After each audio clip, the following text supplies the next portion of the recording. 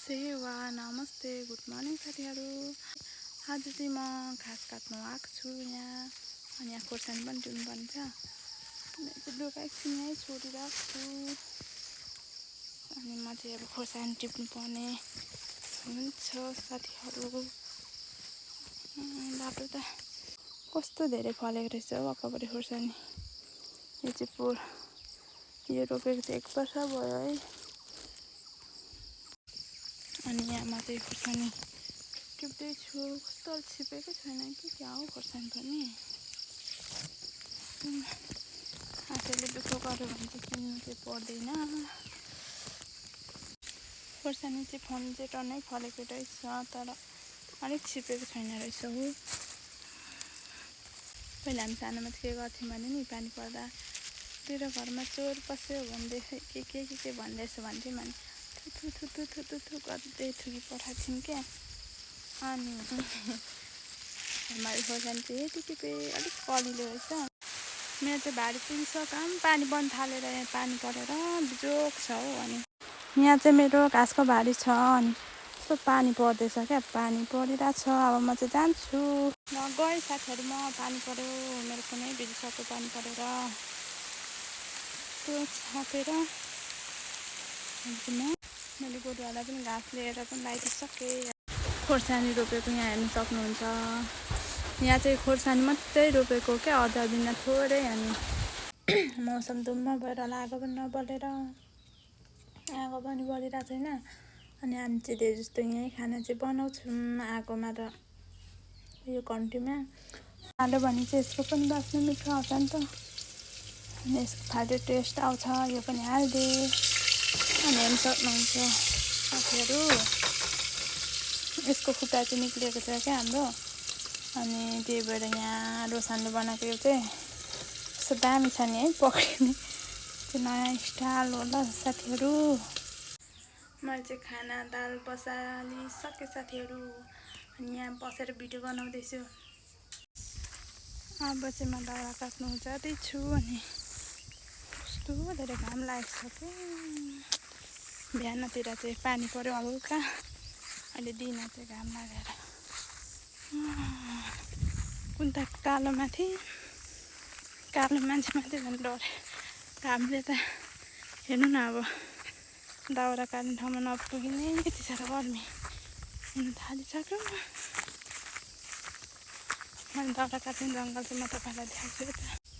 हामी चाहिँ दाउरा यतैतिर काट्छौँ। यस्तो छ हामीले दाउरा काट्ने जङ्गल चाहिँ। घाम त कति लागेको छ नि हो। कस्तो ठ्याक्क यहाँमा दाउरा काट्ने ठाउँमै चाहिँ घाम लागेको अलिक रहेन रहेछ। अनि यो गर्मी भइरहेको थियो, मैले यसलाई फुकालेर राखिदिन्छु। अब कस्तो छ, कस्तो मजाले हावा आएको। आगोमा चाहिँ दाउरा काट्नु पर्ने हुन्छ यहाँ साथीहरू। अनि यस्तै छ गाउँले जिन्दगी। म दाउरा काट्छु, तपाईँहरू चाहिँ हेर्नु है त। अब त्यहाँ बसेर अनि यस्तो लाइक कमेन्ट सेयर सब्सक्राइब गरिदिनु, त्यहाँ बसेर हेरिदिनु होला तपाईँहरू। म चाहिँ यहाँ दाउरा काट्न थालेँ अब।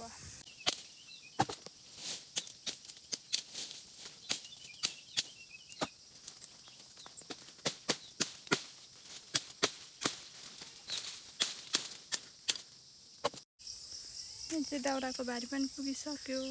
मच्छर कति साह्रो लागेको थाहा। जङ्गलमा त मच्छर पनि त्यतिकै।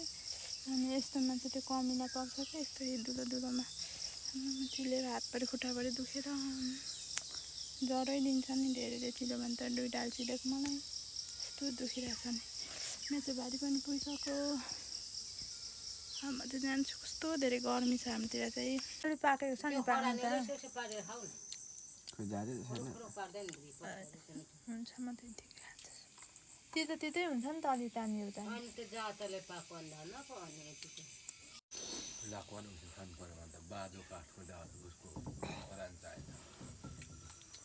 बाजो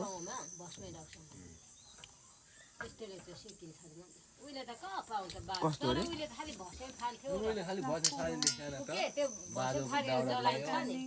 त्यस्तो त को दाउरा पोले पाँच त्यसको जना खरानी बाँझो दाउरा त्यो डोर्गाको ल्यायो त्यो ल्याएपछि त्यो त्यसले उसिने पछि त्यसको सेकिन्छ अरे फेरि मजा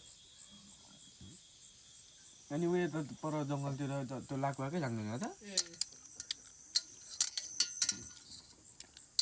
काले बोक्रा तास्नु होइन खुर्पाले तास्यो त्यहाँदेखि यसो जान पार्दैन सुँगुरला त त्यतिकै बोकै छैन अनि यो खरानी लगाएर उसिन्नु खरानसँगै घोलेर उसिन्नु खरानी नाङ्लो माथि पार खरानसँग मोल्यो अनि त्यहाँ पानी लगाएर बसायो कोही त कति धुवान कति जति रस फेक्छ त्यो उम्ले होइन त्यो रक्सी पानी जस्तै नै त्यो पानी साडी पठाउँछ फेरि अर्को पानी आउँछ तर म त त्यस्तो नपार्ने म त सेकिन्छ मैले सेकाउने हात अनुसार होला नफेकिन सेकिँदैन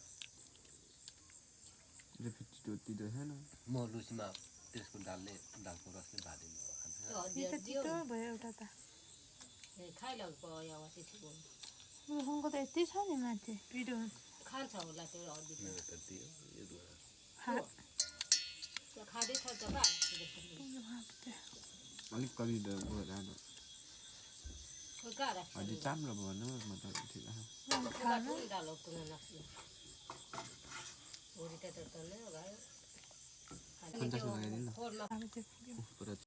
आजको लागि चाहिँ यति नै साथीहरू फेरि भोलि अर्को भिडियोमा भेटौँला अनि धेरै धेरै माया गरिदिनु होला धेरै माया देखाइदिनु होला भन्दै बाई साथीहरू।